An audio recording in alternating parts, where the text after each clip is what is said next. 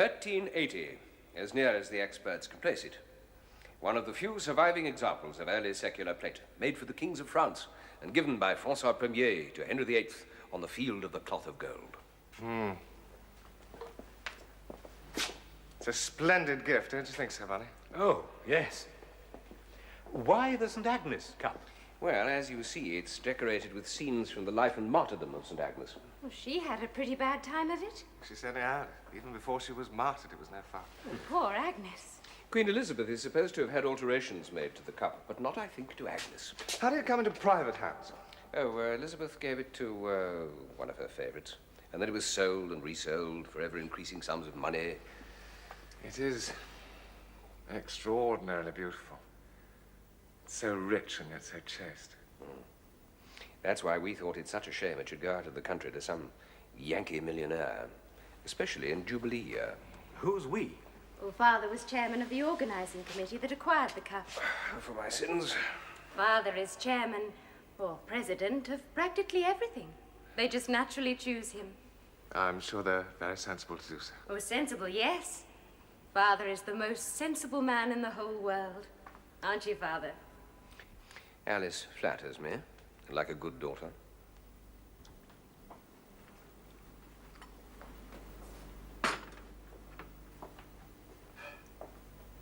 Mr. Raffles? Thank you. Mr. Manders?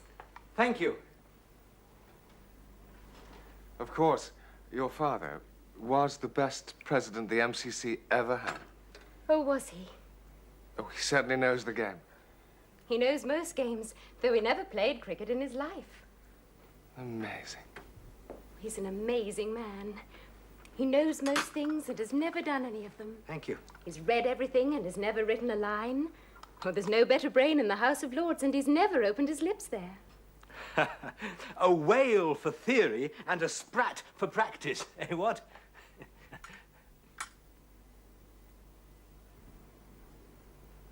I'm sure he's quite capable of practice if it's necessary. Do you play cricket for England yourself, Mr. Manders? No, I don't actually. What do you do? Nothing.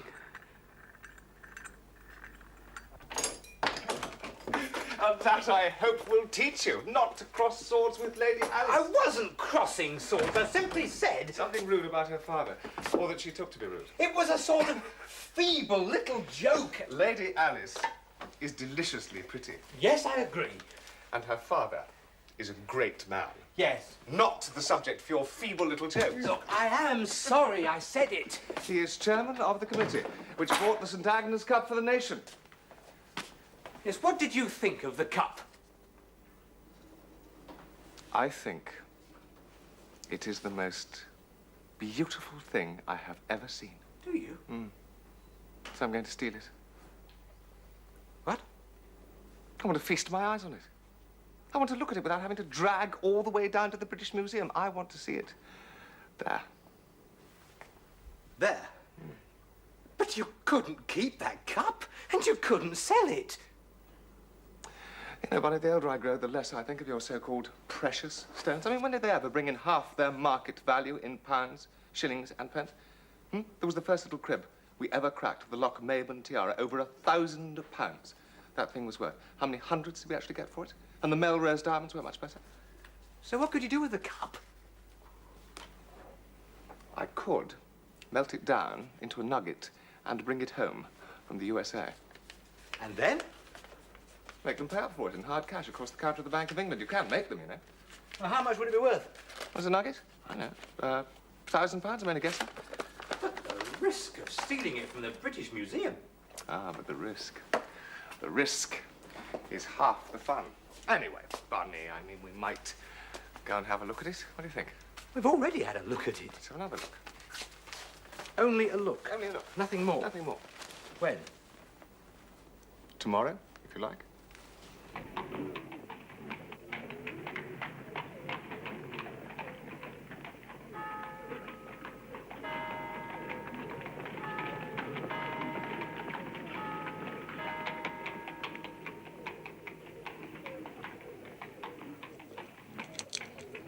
I suppose I shall have to walk up those steps.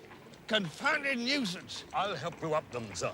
Then you can put me down on the bench inside and go back for the bath chair. We'll need it for the corridors. Yes, sir, I'll do that. Damn long corridors they have in this place, if I remember right. Oh, thank you, Yes, young sir. man. There you Thank you have. very much. Damn long corridors and damn few places to sit down. That's very kind of you, young man.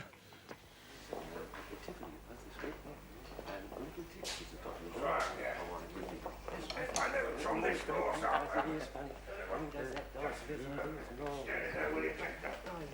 more than I can carry. Right. Let's try this one down here. Stop, James, stop. Back up a bit so I can ask that fella. Go on, back up a bit, back up. This chap will do. Excuse me. Are we right for the St. Agnes Cup? Yes, sir. Straight along as you are, sir. Are you sure? The room's at the end of the corridor, sir. You can't miss it. Are you sure I can't miss it? I've been misdirected enough for one day. On, James, on. Go on, James, on. Find the damn thing.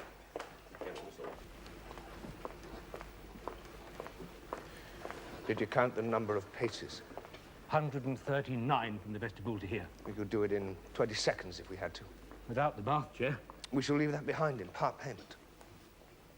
Ah, at last we appear to have found it. That's it. Over there, James. Over there.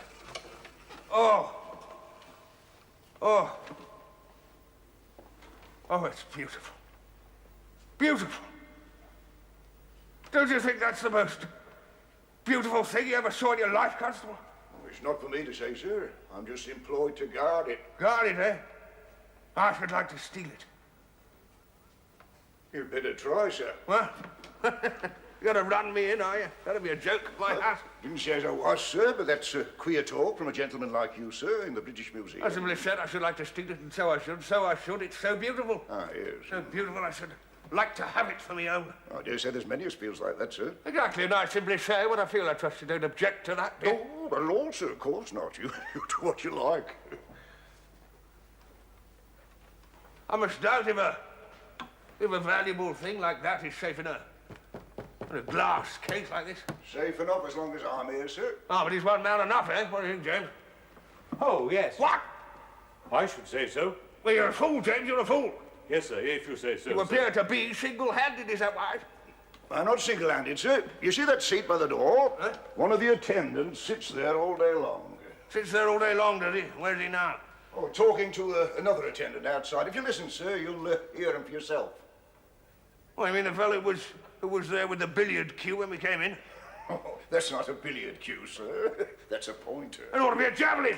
It ought to be a poleaxe. Why, sir? The public treasure ought to be better guarded than this. I shall write to the Times about it. You see if I don't. Oh, Lord bless you, sir. I'm all right. Don't you bother about me. I'm not bothering about you. I am bothering about that cup. Why, you don't even have a truncheon. Oh, not likely to want one neither, sir. You see, it's early as yet. In a few minutes, these rooms fill up. And there's safety in numbers, as they say. Ah, soon fill up, will it? Any minute now, sir. Good. It isn't often as empty as long as this, sir, but it's the Jubilee, I suppose. People think more about the celebrations. All the same, I will not have unnecessary risks run with the nation's property. I shall still write to the Times. I shall write today. I just have to blow my whistle, sir, and the attendants come running in at the double. Oh, yeah.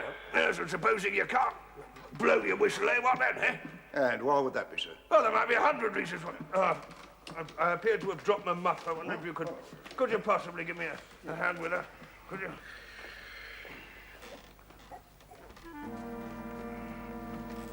No! Catch him, buddy. Put him on that chair by the door. Have a look down the corridor and see if the attendants have heard.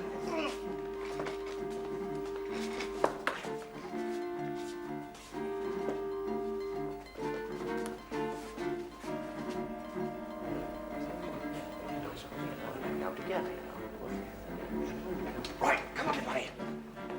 All right, James, we've seen everything we came to see. I think we might safely be on our way. Just look at that fella, disgraceful, sleeping on the job. Right, steady as she goes, James. Steady as she goes.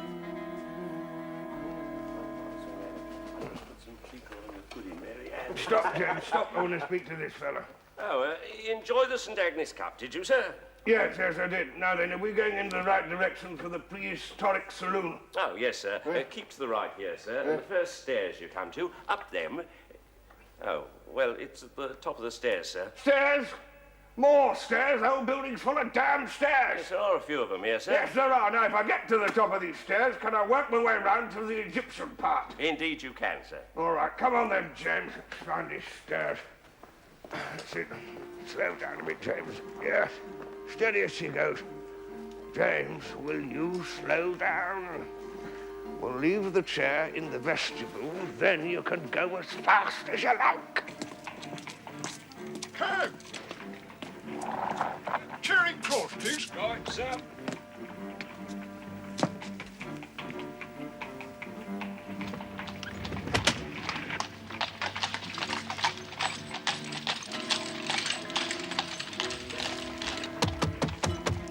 Hello. Where the devil are you driving us? Charing Cross. You idiot, I said King's Cross. Round your spin and drive like blazes till we miss a train. King's Cross. Righto, sir.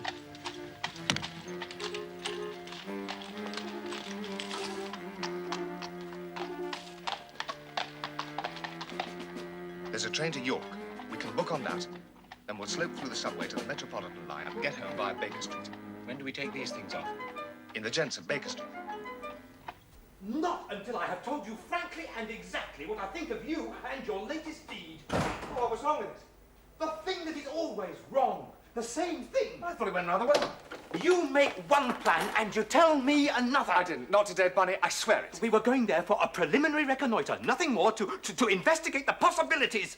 That's right. So why on earth did you go and do what you did? Bunny, have you never felt the temptation of the moment? It was a chance in 100,000. We might have gone there every day for the rest of our lives and never again been alone in the room with the attendant out and chatting in the corridor at one and the same time. Bunny, it was a gift from the gods. Not to have taken it would have been flying in the face of Providence. All right. Oh, if that's why you did it, then I'll forgive you. Forgive me, rather, for the sake of St. Agnes. Oh, doesn't she look well up there? It'll be an enormous weight off my mind when you've got her melted down and disposed of. Melted down? Yes. Who said I was going to melt it down? You did. I deny it. You said you'd melt it down into a nugget and bring it home from the United States. I said that I could melt it down, not that I would. Well, that's a wretched quibble. In deadly earnest, then, to have taken it was a crime against the laws of the land, but to destroy it would be an offence against God and art, and may I be spitted on the vein of St. Mary Abbots if ever I commit it. What? Will you wait till you see what they say in the evening papers?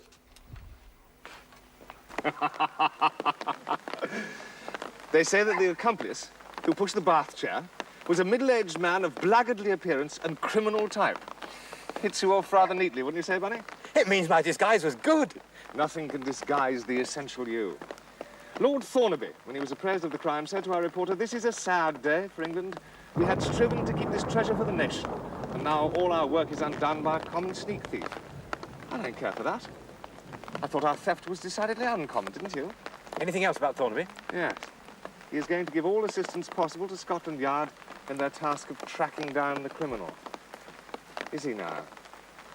He's a great man. And he has a deliciously pretty daughter. Yes, he has, by Jove. Bunny! I've an idea after your own heart. I think I know where I can place it after all. You mean the cup? Yes, I do. Then I congratulate you Thanks. on the recovery of your senses. Oh, thanks galore. And what is your idea, pray? You've been so confoundedly unsympathetic about this whole thing, I don't think I'm going to tell you about my scheme until after I've carried it out. As usual, that'll be quite time enough. It's no good getting shirty with me, Bunny. You have an important part to play in the scheme. What? You have to go out first thing in the morning and buy me a big box of biscuits. My dear fellow, what kind? Any sort of biscuits you like. Only they must be Huntley and Palmer's, and absolutely the biggest box they sell. What on earth do you want biscuits for? No questions, Bunny. You do your part, and I'll do mine.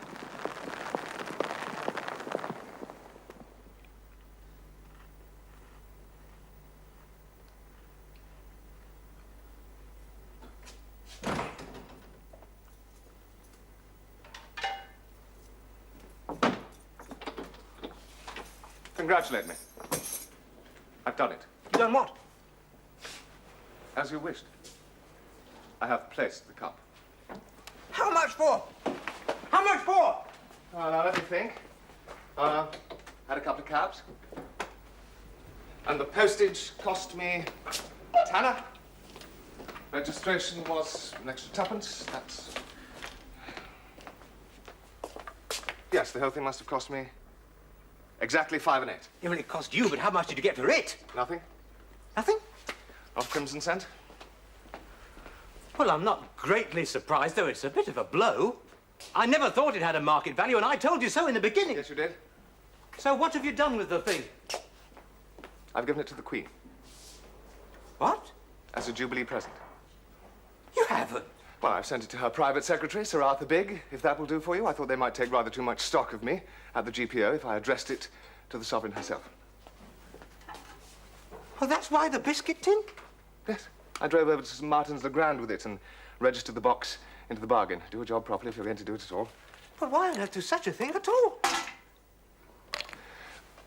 My dear Bunny, we have been reigned over for 60 years by infinitely the finest monarch the world has ever known. The world is taking the present opportunity of signifying the fact for all it is worth. Every nation is laying the best it has to offer at her royal feet. Every class in the community is bringing her its gifts. Except ours, the criminal class. I have tried to remove one reproach from our fraternity, one blot from our sullied escutcheon. Well, supposing they trace it to us? Well, there's not much to grab hold of in a biscuit box by Huntley and Palmer's line with the day's newspapers. And I wrote nothing that could possibly be traced. I simply printed 2 or 3 words upon a virginal postcard. Well, Raffles, I must say you always were a sportsman, and you always will be. Bunny? The Queen. God bless her. God bless her.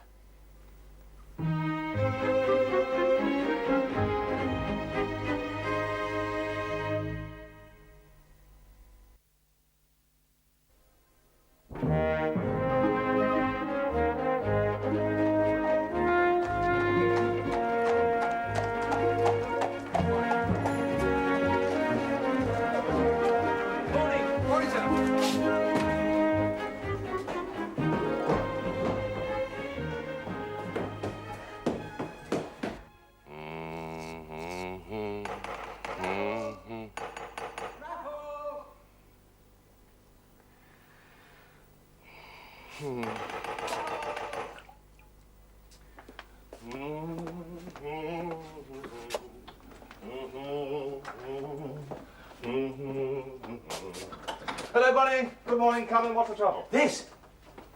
The Right Honourable the Earl of Thornaby, KG, requests the honour of your company at dinner. Very nice, too. You will get a splendid dinner. Or the noble Earl will belie a European reputation. Yes, but read what else it says. At 7:45 for 8 o'clock. No, down the bottom.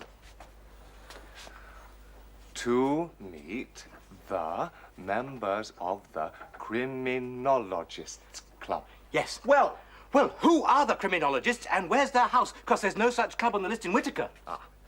The criminologists, my dear Bunny, are too few to have a local habitation and too select to tell their name in Garth. They are merely so many students of contemporary crime who meet and dine periodically at each other's houses. And your friend Thornaby is one of them? My friend Thornaby is, I'm not in the least surprised to say, their chairman. Well, what do you make of it?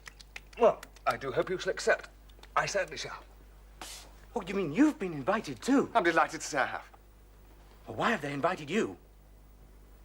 People do occasionally invite me to dinner. Yes, but the Criminologists Club.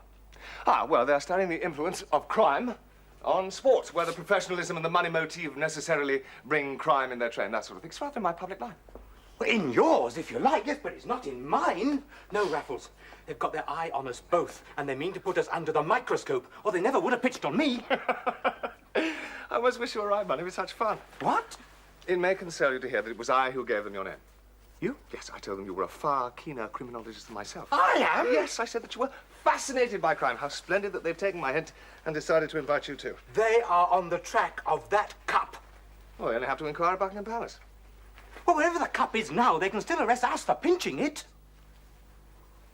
It would be damned unsporting of them, but I agree, the police are not always as good sports as they might be. Well, for once, I'm not worried about the police, but I'm confoundedly worried at the thought of these criminologists.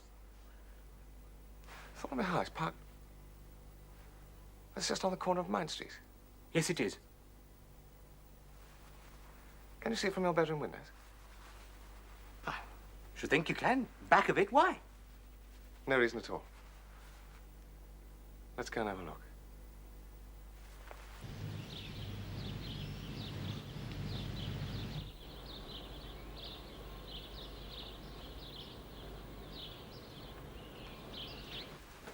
Just looks like the back of a house to me.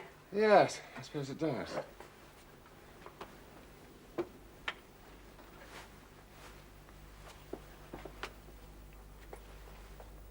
Ah, that's better.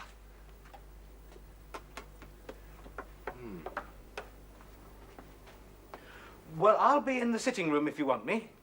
I shan't want you. I shall be quite happy to sit here Thursday, Friday, Saturday. Ad libitum. Cup of coffee might not go amiss.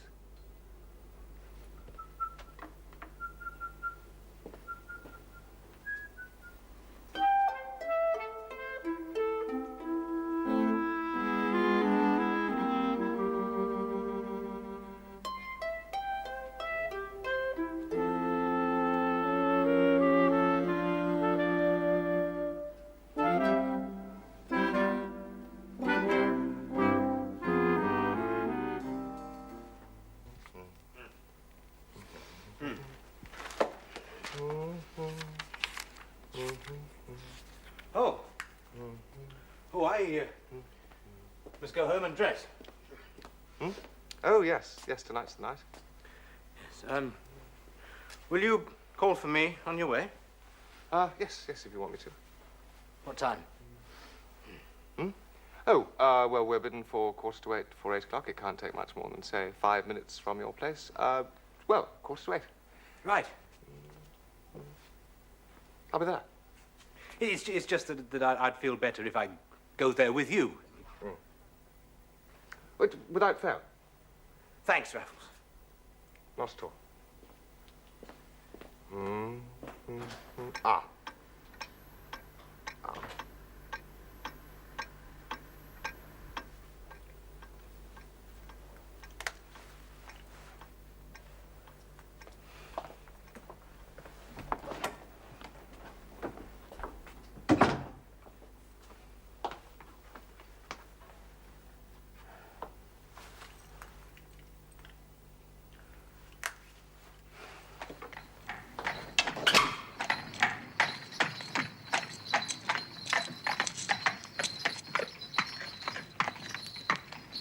Thornaby has a bet on it, with Freddie Vereker.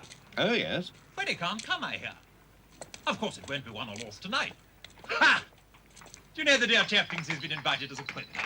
I don't believe he's the other thing. I believe it's all bunkum. I think you'll find it's more than that.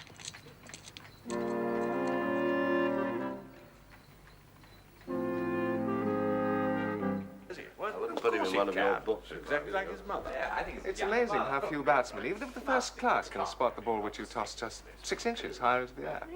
Oh, yeah. Mr. Manders. Ah, Mr. Manders, how do you do? Delighted you could come. It's very good of you to invite me. I believe you know my daughter Alice. Good evening, Mr. Manders. Good evening, Lady Alice. Mr. Raffles, of course. Yes, of course. Hello, buddy. You promised to pick me up on your way. Oh, did I? I must have forgotten. Mr. Raffles has been explaining how he hoodwinks people What? when he's bowling. Oh, yes. My daughter has insisted on being my hostess tonight. A charming hostess. But you must come and meet the other members. We're rather a small handful, I'm afraid, but then we are a small club. May I introduce Lord Selby, the High Court Judge, Mr. Manders. How do you do? How do you do? Sir Ernest Kingsmill, QC, Mr. Manders. How do you do? How do you do? And Mr. Parrington, whose novels no doubt you've read. Oh, indeed I have. Mr. Manders. How do you do? So you're the famous Mr. Manders? Famous? Oh, what for? For being the friend and associate of Mr. Raffles. Dinner is served. Shall you? Yes, I always enjoyed it.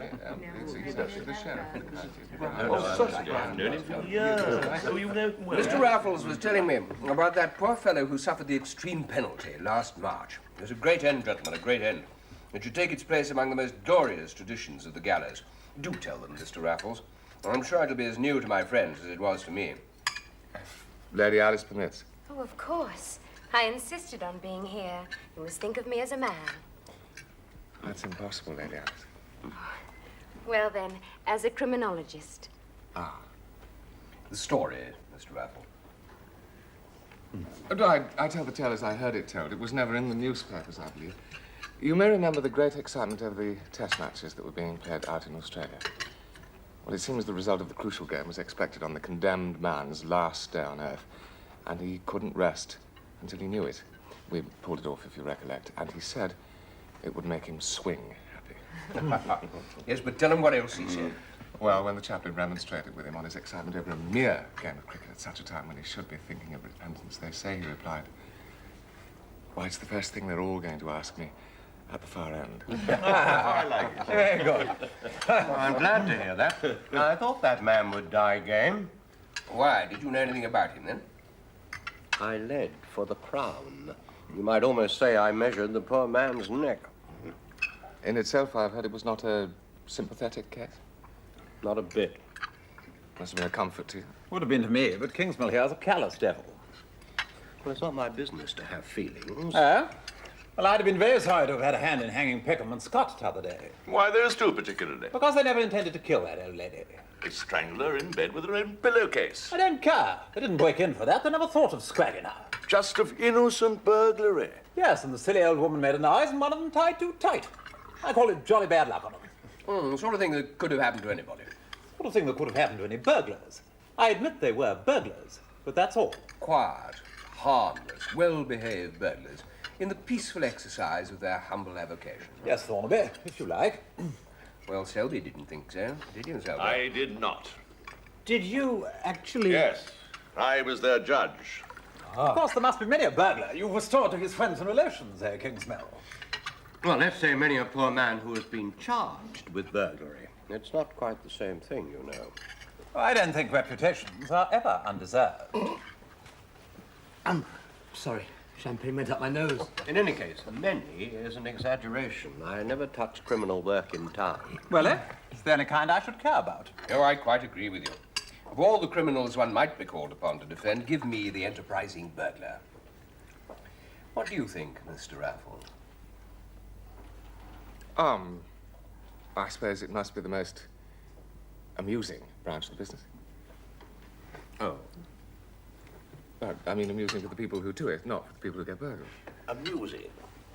In what way? Well, I imagine these things. Imagine them. Well, I imagine that for some people there must be some sort of excitement, a thrill in pitting themselves against the best brains of the law, in much the same way that I get my excitement out of pitting my skill as a bowler against the best batsman in the land, don't you think? Yes, well, I'm not very amused by the antics of Mr. William Sykes. Ah, but he was prehistoric, and no gentleman. Then who would you say is the reigning king of the burglars? Oh, I should say the man who stole the Lochmaben tiara. Oh, really? I know him well. I beg your pardon? What? You know the thief? Oh, no! I just meant I know Lord Lochmaben, or rather I know his son, Alec. I used to play cards with him at one time. Bunny, too, of course. It is rather a coincidence that you should know Lochmaben. Is it? Yes, I believe you also know the Milchester people, where Lady Melrose had her necklace stolen. Yes, I was staying there at the time. We believe it to be the same man. Really? Yes, the crimes are both in the same style. Well, I suppose there is a slight similarity, but surely it's hardly enough to found a theory on. Well, it's just that the coincidences come so thick and fast, it's impossible to ignore them. For example? Well, let me quote a third case. The theft of the St. Agnes Cup from the British Museum. Good heavens, has that been stolen? It has. I saw nothing about it in the newspapers. No, there was very little about it in the newspapers. We were looking at it only the other day. And it was stolen the very next day. Well, bless my soul.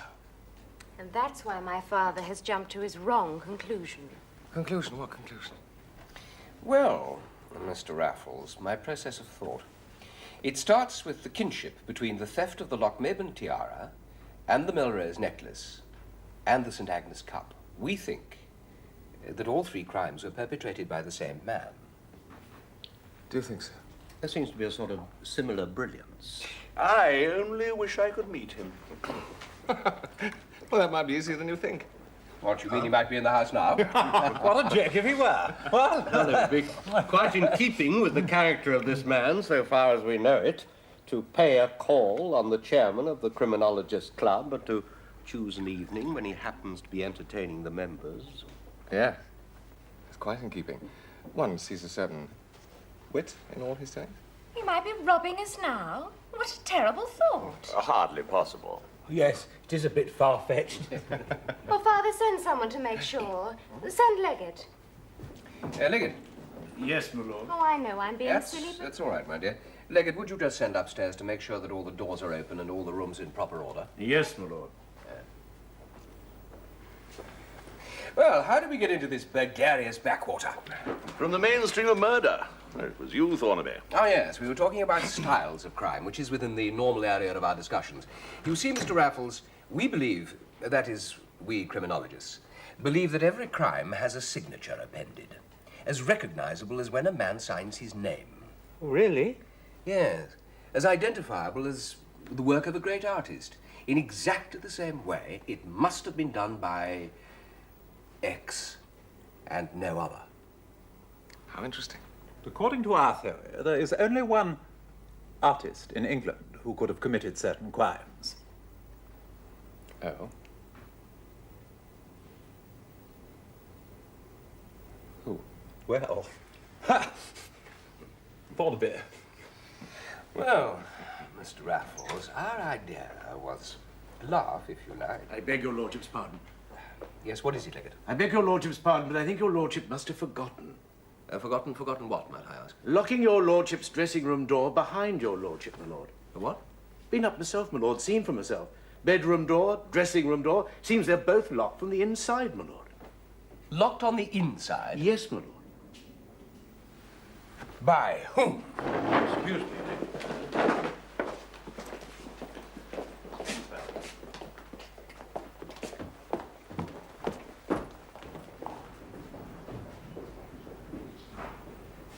Well, how extraordinary of them to leave the table like that.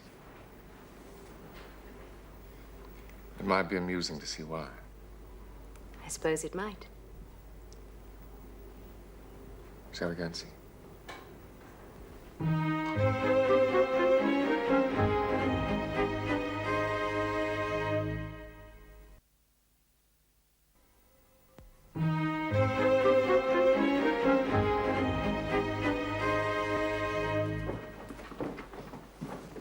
All right, Williams, you can leave it to me. You'll never do it. What the devil is holding it? Wedge and gimlet, I should think. Something out of one of your novels, Barrington. One more go. It's no good, Thornaby. If it's a wedge and gimlet job, you may smash the door, but you'll never force it. Well, then I'll smash it. No, listen to me. Is there a ladder in the place? Why? Is there? Well, I think there's a rope ladder somewhere in case of fire. Do you know where it's kept? Leggett, do you know where it's kept? It's on the top landing, sir. Shall I bring it down? Williams will fetch it, my lord. Hello? What goes on? No, leave it where it is. Why? What do you want it for? Williams will put it out of the window and I'll climb down. We'll have your doors open in 2 tubes. Well, all right, but for heaven's sake, be careful. Williams, wait a minute. Dashing fellow. Oh, I hope he doesn't hurt himself. Rather him than me. I've no head for heights. Our friend Parrington takes more kindly to all this than I do, I can tell you. grist to his mill. Exactly. We shall have the whole damn thing in his next novel, I suppose. I shall hope to have it at the Old Bailey first. Criminal work in London for you, Kingsmill. I should be delighted to make an exception for this case. Once they've caught the criminal. Assuming there is one. I mean, we don't yet know there's been any crime at all. Well, why else should anyone bother to lock the door? Were there valuables in your bedroom? Oh, yeah, studs, cufflinks, that kind of thing, and then there was some cash in one of the drawers. Ah, cash, eh? Any burglar would be glad to have that. Yeah. The man I'm thinking of would have been more interested in the jewellery. Correction. The man you were thinking of. Yes, that's true. Yes, well, the burglar must have been at work while we were downstairs having dinner. Yeah. Oh, I'm sorry, Father. Well, I'm glad someone can find something to laugh at. But your face is so funny. Is it? So disappointed and cross when you ought to be pleased. Should I be pleased about a burglary? Oh, you don't know there is one yet. Hello. I got in. Oh, good man. I was what? It's a risen gimlet job. Can you manage it? Yes, of course. Refreshing to find a man of letters, such a man of action, too. Show me a minute. Does he write about burglars? Murders, mostly. Ah, just wondering if he tried things himself first. Not murders. At least I don't think so. Come on in. Awful mess, I'm afraid. Well done, What Parrington. is it? A mess. Yes, indeed it is. Leggett, get Rampole, will you? He's the only man who can tell us where everything is. Rampole, yes, my lord, straight away. Fetch Rampole for his lordship, will you? Frightful mess, isn't it? This trunk is empty. Did you have anything in it? My Pierre's robes and coronet complete. What a rum thing to steal. One place to keep them. Oh, you may say so, but where would you stable your white elephants? I've worn them once in my life. The second time would have been the Jubilee, I suppose. Well, what earthly use could a burglar have for your peer's robes and coronet? I mean, he could hardly hope to attend the Jubilee in your place. Well, if that's all he's taken, he's a very benevolent burglar. Ah, Rampole, go through my belongings, will you, and see if anything else has disappeared. Yes, my lord. And then come and let me know. Leggett, you better telephone the police and tell them what's happened. Yes, my lord, straight away. And you needn't mention anything about the criminologists' club. But surely that's a vital clue. Yes, I suppose so. All right, Leggett, you can tell them. But don't make us look like fools. No, my lord, I'll try. Oh, in the meanwhile, I suggest we go back to the dining room and finish our dinner. Good idea. Eh, Raffles? Indeed. And we can drink to the health of the gallant Mr. Parrington. Oh, my dear fellow, it was nothing. I think we should rather drink the health of the gentleman we were discussing at dinner. For we owe it to all our instincts to assume that the burglar was he. I wonder. Well, I'm sure of it, my dear fellow. Thanks. My dear Parrington. Still, dinner, what? Yes.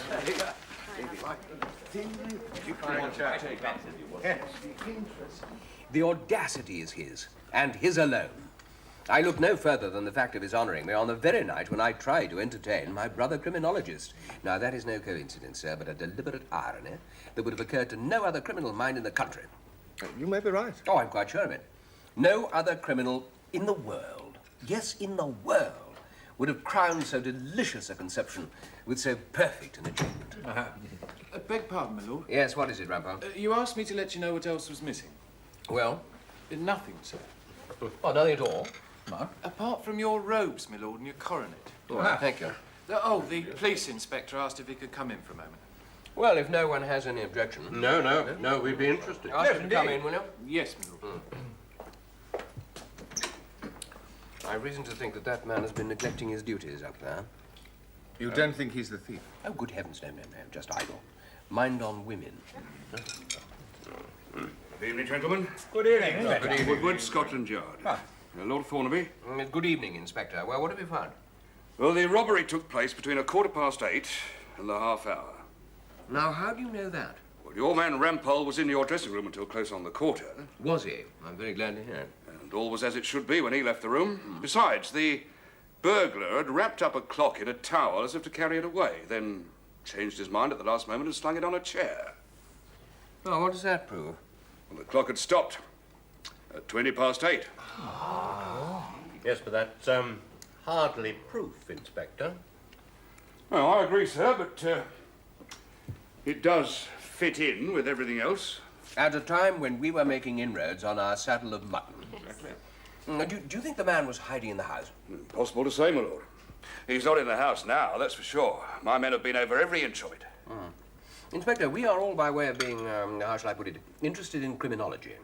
So I understand, my lord. And we tend to believe that the perpetrator of this amusing outrage can be no other than the swell mobsman who relieved Lady Lochmaben of her tiara and Lady Melrose of her necklace. There are certain resemblances. Yes, I think your lordship may have hit the nail on the head. And there is another crime you may not have heard about. The St. Agnes Cup. The what, my lord? A medieval gold cup which was stolen very recently from the British Museum. Ah. And there wasn't much mention of it in the newspapers, quite deliberately.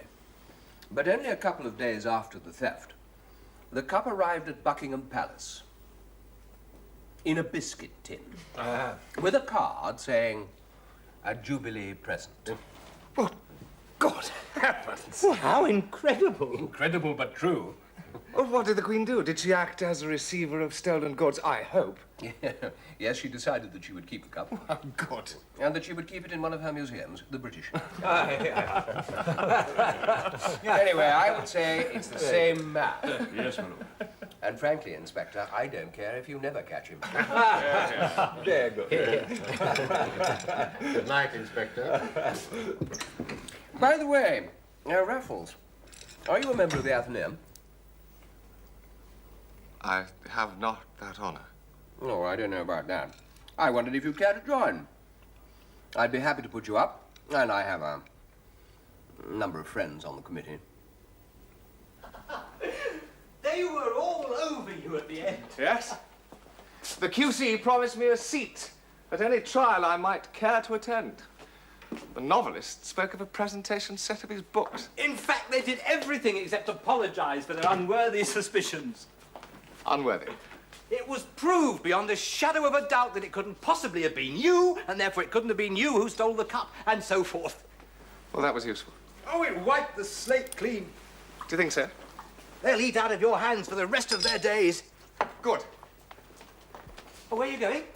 Just to put on a smoking jacket. Oh.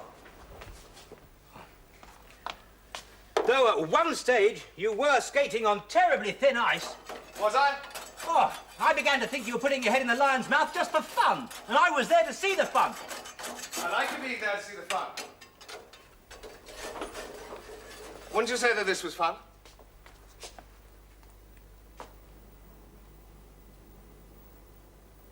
Thornaby's? No, the cleaning ladies. But you can't have taken it. I and no other. From Thornaby House? From that very place. But it's impossible. You were having dinner at the time. I was there and I saw you. And the Criminologists Club saw me, and they know, like you, that it's impossible. But here are the robes and the coronet to prove the opposite. Well, how? Ah, magic, my dear Bunny, magic. No, seriously. All right. Seriously, then. Remember the time I spent staring out of your bedroom window through your race glasses? The most useful time I ever spent. By great good luck, one of the rooms that you could see into was the room in which the master of the house raised himself in all his knightly glory. The nuisance was, his valet was always there. He stays behind to put things straight and folds the clothes much better than I've ever done. But I had to get him out of the way. Because it was that room that I particularly wanted to get into. How could you do that? Through the window. How? It's on the first floor.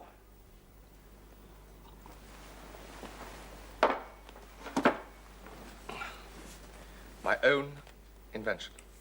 You take off the end. And you do that. And then you pull. Pull.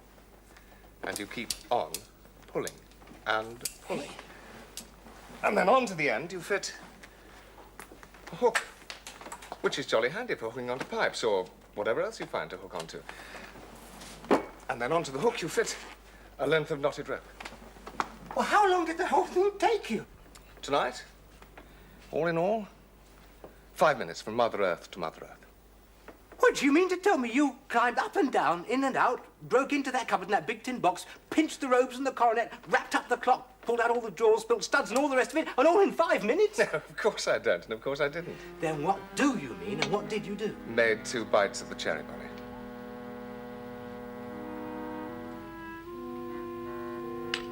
I took my first bite late last night, when everyone had gone to bed, and I could take as long as I liked.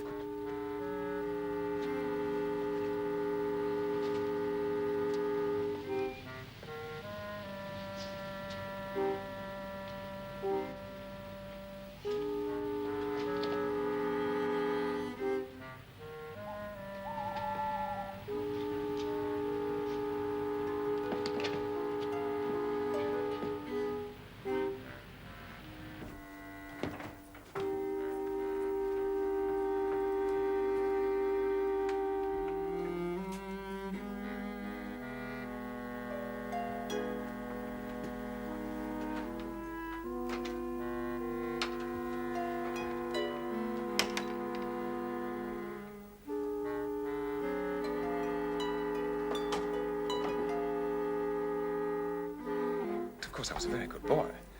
Left everything neat and tidy exactly the same way that I found it, except I took the robes. You mean you went up there again tonight? Yes. Tonight, my problem was that valet. I had to find out something about him, so I did. And I sent him a telegram from his best girl, saying she would meet him on the corner at 8 o'clock. Of course, he pretends he was still in the dressing room at 1:15, as usual.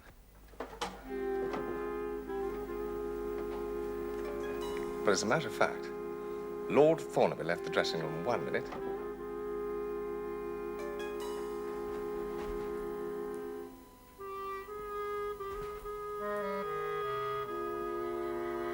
His valet followed the minute after. And I entered through the window the minute after that.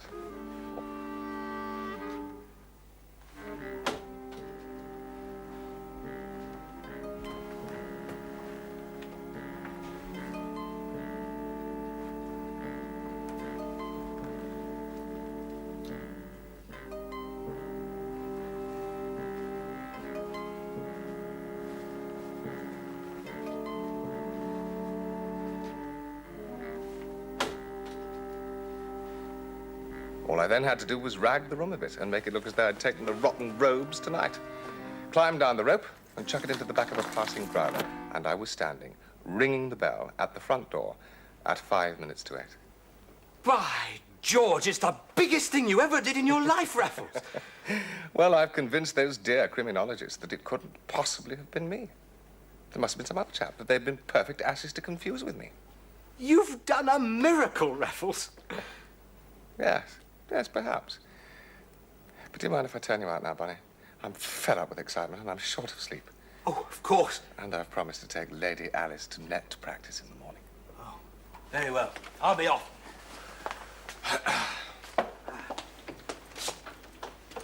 Oh, Raffles. Yes. What are you going to do with the robes?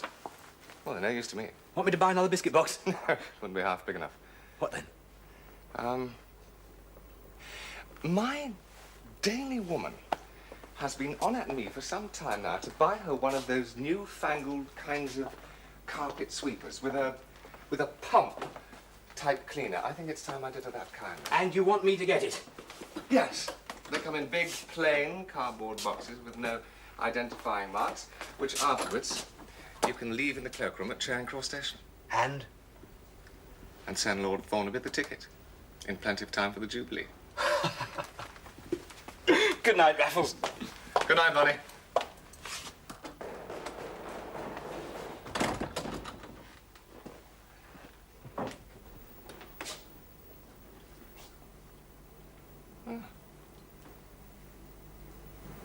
Rather fetching.